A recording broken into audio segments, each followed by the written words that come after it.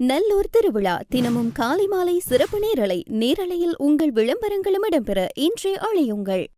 Mix and match உங்களை வரவேற்றுக் கொள்கிறேன்.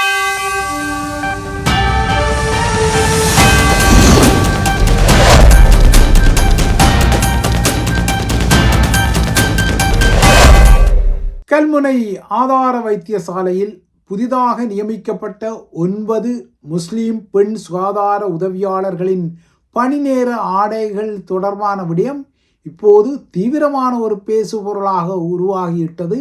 இதில் மடைமாற்றங்களுக்குரிய கதைகளும் வதந்திகளை பரப்பும் கதைகளும் ஏராளமாகவே உலா வருகின்றன. அந்த வகையில் இந்த மருத்துவமனையின் சர்ச்சைக்கு பின்னால் இஸ்ரேலிய உளவு அமைப்பான மொசாட்டின் சதி இருப்பதான ஒரு அடித்து விடலை முன்னாள் இராஜாங்க அமைச்சர் ஹரிஸ் செய்திருக்கின்றார். அத்துடன் கல்முனை மருத்துவமனையின் பொறுப்பாளரான தமிழ் மருத்துவர் சுகுணன் மொசாட்டின் வலையில் விழுந்து விட்டாரா என்பது குறித்தும் அவர் ஒரு கேள்வியை எழுப்பியிருக்கின்றார். இந்த பிரச்சனையில் இப்போது எதற்காக மொசாட்டின் சதி குறித்த ஒரு வலிந்து இழுக்கப்படும் கதை பூத்தப்பட வேண்டும்? இது ஒரு முக்கியமான கேள்வியாக இருக்கின்றது. அதுவும் முஸ்லீம் அரசியல்வாதிகளால் இந்த மொசாட் சதிகள் குறித்த கதைகள் இழுத்து விடப்படுகின்றன. இப்போது சமூக வலைத்தளங்களில் இந்த விடயம் கொதிநிலைக்குரிய பேசுபொருளாக தமிழர்களும் முஸ்லீம்களும் மீண்டும் ஒருமுறை முரண்படும் விடயமாக மாற்றப்படுவதை அவதானிக்கக்கூடியதாக இருக்கின்றது. இது மிக பாரதூரமான ஒரு நிலவரமாக கூட மாறலாம். 1985 அம்பாறை மாவட்டத்தின் காரதீவில் இதே போன்ற சம்பவங்கள் செய்யப்பட்டு தமிழர்களும் முஸ்லீம்களும் பிரிக்கப்பட்டதாக குறிப்பிடும் முன்னாள் இராஜாங்க அமைச்சரான ஹரிஸ் பொத்துவில் அருகம்குடா உட்பட்ட இடங்களில் மொசாட் தனது வலுவான இருப்பை நிலைநிறுத்தியுள்ளதாக கூறியிருக்கின்றார். அருகங்குடா போன்ற இடங்களில் இஸ்ரேலிய சுற்றுலா பயணிகள் என்ற போர்வையில் இஸ்ரேலிய படையினர், அதாவது போரில் களைப்படைந்த படையினர் ஓய்வெடுப்பதற்காக இலங்கைக்கு சென்று அருகங்குடா போன்ற இடங்களில் நிலை குத்தி இருப்பது ஒரு உண்மையான விடயம்தான். ஆனால் இப்போது கல்முனை ஆதார வைத்தியசாலையின் விடயத்துக்குள் மொசாட் சதி இருப்பதாக எந்த அடிப்படையில் முன்னாள் அமைச்சர் ஹரிஸ் சொல்கின்றாரோ தெரியவில்லை. அதுவும் கல்முனை வைத்தியசாலையில் ஒரு தமிழ் மருத்துவ உயர் அதிகாரியாக இருக்கும் சூனனை மொசாட்டின் ஒரு உளவாளி என அவர் எந்த வகையில் குற்றஞ்சாட்டுகின்றார், அதற்கு எந்த வகையிலான ஆதாரங்கள் இருக்கின்றன என்பதெல்லாம் கேள்வி. ஆனால் இந்த பிரச்சனையின் ஆரம்பமே இந்த வைத்தியசாலையில் புதிதாக நியமிக்கப்பட்ட 9 முஸ்லீம் பெண் சுகாதார உதவியாளர்களின் பணி நேர ஆடைகள் தொடர்பானது. உண்மையில் முஸ்லீம் பெண் சுகாதார ஊழியர்களுக்கு தமது மத பண்பாட்டின் அடிப்படையில் ஆடைகள் இருக்க வேண்டுமானால் அது சிக்கல் அல்ல. ஆனால் அதற்கு முதல் ஸ்ரீலங்காவின் அரச மருத்துவ சேவையில் உள்ள சீருடைகளின் விதிகள், அது தொடர்பான அரசாங்க சுற்றறிக்கைகள், தாபன விதிக்கோவைகள், சுகாதார அமைச்சின் நடைமுறைகள் மாற்றப்பட வேண்டும். அந்த நடைமுறைகளின் அடிப்படையில் தான் கல்முனை ஆதார வைத்தியசாலையின் உயர் அதிகாரியான சூனன் நகர்வுகளை செய்திருக்கலாம். இல்லை என்றால் அவர் இந்த நகர்வுகளை செய்ய தவறியதாக அவர் மீது நிர்வாக ஒழுங்கு நடவடிக்கை வரவும் கூடும். ஆகையால் இங்கு சிக்கல் முஸ்லீம் பெண் சுகாதார உதவியாளர்களின் ஆடை பிரச்சனை அல்ல. மாறாக அதற்கு முதல் அவ்வாறான ஆடைகள் அனுமதிக்கப்பட வேண்டுமானால் அதற்கு முதலே சீருடை தொடர்பான அரசாங்க சுற்றறிக்கைகள் மாற்றப்பட வேண்டும். பழைய சுற்றறிக்கைகள் அப்படியே இருக்கும் வகையில் ஒரு மருத்துவ அதிகாரி தனது மருத்துவமனையில் இதற்கு விதிவிலக்கு வழங்க வேண்டும் என கோருவது எந்த வகையில் நியாயமோ தெரியவில்லை. ஆனால் இது ஒரு சென்சிட்டிவான விடயம் என்பதை மறுக்க முடியாது. ஆனால் அதற்காக ஒரு மருத்துவமனையின் பொறுப்பாளர் தமிழராக இருப்பதால் அவர் மொசாட்டின் வலையில் விழுந்து விட்டார் என்ற கதைகளை முஸ்லீம் அரசியல்வாதிகள் பரப்புவதெல்லாம் ஏற்கத்தக்க விடயமா என்றால் அதிலும் ஒரு கேள்வியே தான் இருக்கும். ஆகையால் இந்த விடயத்தில் அரசாங்கம் இப்போது உடனடியாக தலையிட வேண்டும். இது தொடர்பான ஒரு தீர்க்கமான விதிகளை அது சொல்லிக்கொள்ள வேண்டும். சுகாதார சேவையில் இவ்வாறான தளர்வுகளுக்கு இடம் இருக்கின்றதா? ஆகையால் முஸ்லீம் பெண் சுகாதார உதவியாளர்கள் தமது மத சார்ந்த இல்லையென்றால் பண்பாடு சார்ந்த ஆடைகளை சீருடைகளாக அணியலாம் என ஒரு விதியை பிறப்பித்திருந்தால் சிக்கலே இல்லை.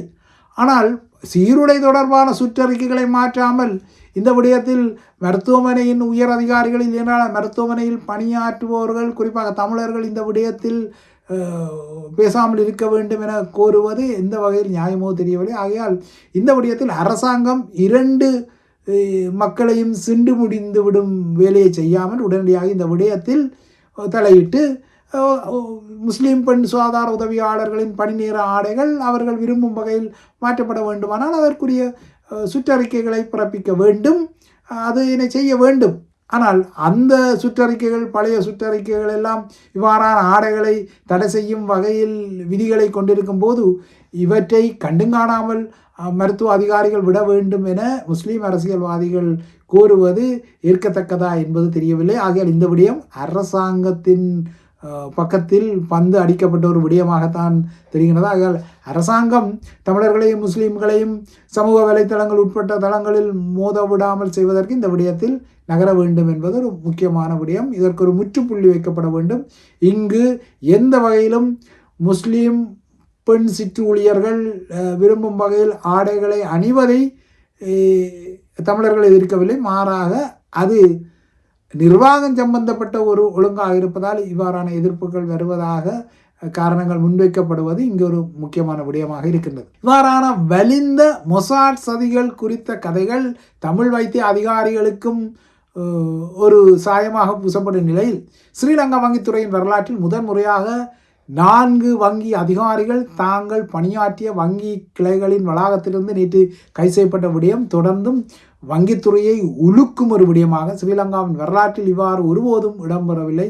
அதாவது பேங்க் மேனேஜர்ஸ் தமது பேங்குகளில் இருந்தே அதிரடியாக கைது செய்யப்பட்ட விடயம் இடம்பெறவில்லை. நேற்று அது நடந்தது.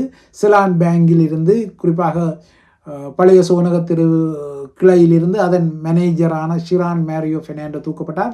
சம்பத் வங்கியின் தலைமை பணியகத்தில் உமேஷ் ரண்டிகா என்பவர் தூக்கப்பட்டார். அதேபோல் யூனியன் பேங்க் புறக்கோட்டை பிரதான வீதியில் உள்ள கிளையில் தர்மலிங்கம் பிரசாத் என்பவர் தூக்கப்பட்டதாக தெரிய வருகிறது. இதேபோல் நேஷனல் ட்ரஸ்ட் பேங்க் என்டிபி ஓல்மோர் ஸ்ட்ரீட் பிரான்ச், அதாவது பழைய சோனகத்திரு வீதியில் கிளையிலும் ஒருவர் தூக்கப்பட்டார்.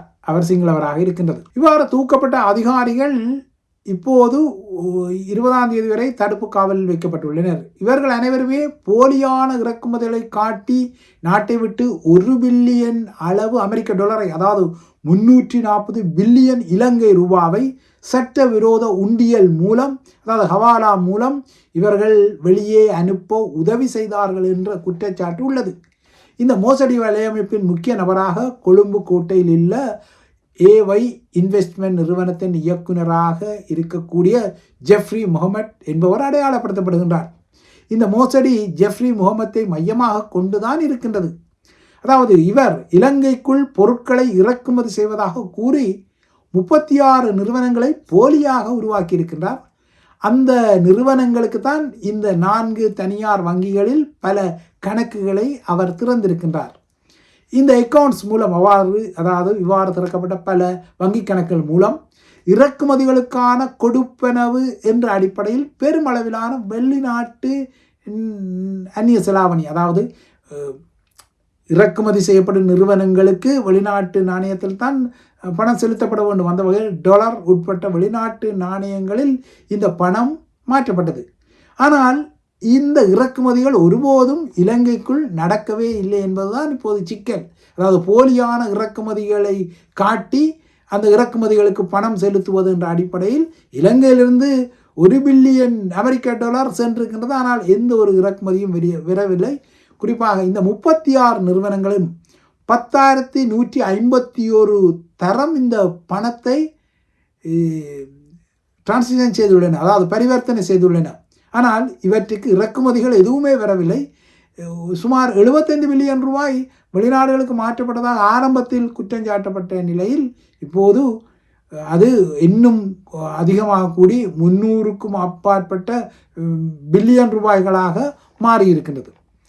இந்த நிதி நடவடிக்கைக்கும், அதாவது இந்த சட்டவிரோத உண்டியல் இல்லைன்னா ஹவாலா நடவடிக்கைக்கும் போதைப்பொருள் கடத்தலுக்கும் இடையே தொடர்புகள் இருப்பதாகவும் ஸ்ரீலங்கா சிஐடியினர் குறிப்பிடுகின்றார்கள். இதனால் அந்த போதைப்பொருள் வணிகத்தின் ஊடாக கிடைக்கும் கருப்பு பணத்தை இவ்வாறான இறக்குமதி செலாவணி என்ற அடிப்படையில் வெள்ளையாக மாற்றி அதனை வெளிநாடுகளுக்கு அனுப்பி அதன் மூலமாக போதைப்பொருள் வணிகம் ஜே என்று நடந்ததாகவும் சிஐடியினர் இப்போது சந்தேகப்படுகின்றார்கள். அதற்கு சாத்தியங்கள் இருக்கும்.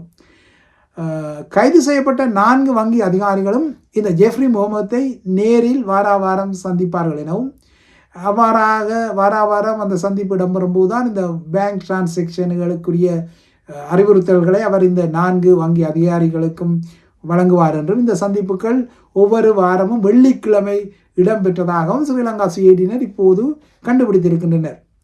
இந்த சிஐடியினரின் கூற்றுப்படி இந்த அதிகாரிகளுக்கு ஒவ்வொரு வாரத்திற்கும் 30,000 ரூபா, 1,00,000 ரூபா, 50,000 ரூபா என பணம் செலுத்தப்பட்டிருக்கின்றது. அதாவது வாரம் ஒன்றுக்கு இவ்வாறு இந்த மேனேஜர்களுக்கு பணம் செலுத்தப்பட்டிருக்கின்றது. ஒரு அதிகாரிக்கு மட்டும் ஒரே நேரத்தில் 10 லட்சம் ரூபா இலங்கை ரூபாவும் இந்த டிரான்சாக்ஷனுக்காக வழங்கப்பட்டதாக கூறப்படுகின்றது. அதாவது பெருநிறுவன கணக்குகளை திறக்கும் போது வங்கி அதிகாரிகள் அந்த நிறுவனம் தொடர்புடைய பதிவுகளை சரிபார்க்க வேண்டும். அது உண்மையில் இயங்கும் நிறுவனம் தானா, போலியாக இயங்கும் நிறுவனம் தானா என்பதை சரிபார்க்க வேண்டும் என்ற நியதிகள் எல்லாம் இருந்தாலும் இந்த 4 பேங்க் மேனேஜர்ஸும் இவற்றை சரி செய்யாமல், இல்லையென்றால் அவர்களுக்கு இது போலியான நிறுவனங்கள் என்று தெரிந்தும் கண்டும் காணாமல் இந்த நகர்வுகளை செய்திருப்பதால் இப்போது அவர்களும் மாட்டுப்பட்டு உள்ளே இருக்கின்றார்கள். ஆகையால் இந்த நடவடிக்கை இல்லையென்றால் இந்த அதிரடி இலங்கையின் வங்கித்துறையை உலுப்பி இருக்கின்ற. இதுவரை ஸ்ரீலங்காவின் வங்கித்துறையில் இவ்வாறு பேங்க் மேனேஜர்ஸ் ஒரே தரத்தில் 4 பேர் கைது செய்யப்பட்டதில்லை. அதுவும் அவர்களின் பணிபுரியும் இடத்துக்கே சிஐடியினர் சென்று கைது செய்யும் நகர்வு இடம்பெற்றதில்லை. பொதுவாகவே இலங்கையின் வங்கித்துறை மீது ஒரு நல்ல மதிப்பு இருந்த நிலையில் இப்போது இந்த சம்பவம் இலங்கையின் வங்கித்துறை மீது பெரும் கேள்வியை எழுப்பியிருக்கின்றது. அதுவும் இந்தியாவின் பாதுகாப்பு அமைச்சர் ராஜ்நாத் சிங் எதிர்வரும் செப்டம்பர் மாதம் ஆரம்பத்தில் வர உள்ள நிலையில் இலங்கைக்கும் இந்தியாவுக்கும் இடையிலான வங்கி பரிவர்த்தனைகள் எல்லாம் புதிய திட்டங்களுடன் போடப்படும் நிலையில்தான் இவ்வாறான இலங்கையின் வங்கித்துறை மோசடிகள் எல்லாம் இடம்பெற்றிருக்கின்றது. ஆகையால் இது இலங்கையின் வங்கித்துறைக்கு ஒரு பெரும் கரும்புள்ளியாக மாறியிருக்கின்றது. இந்த கரும்புள்ளியின் பின்னணியில் போதைப்பொருள் சாம்ராஜ்யம், பாதாள உலகம் மற்றும் இந்த உயர் அடுக்கு வங்கித்துறை அதிகாரிகளுக்கும் பாதாள உலகுக்கும் இடையிலான மறைமுக தொடர்புகள் எல்லாமே அம்பலப்பட்டுள்ளன.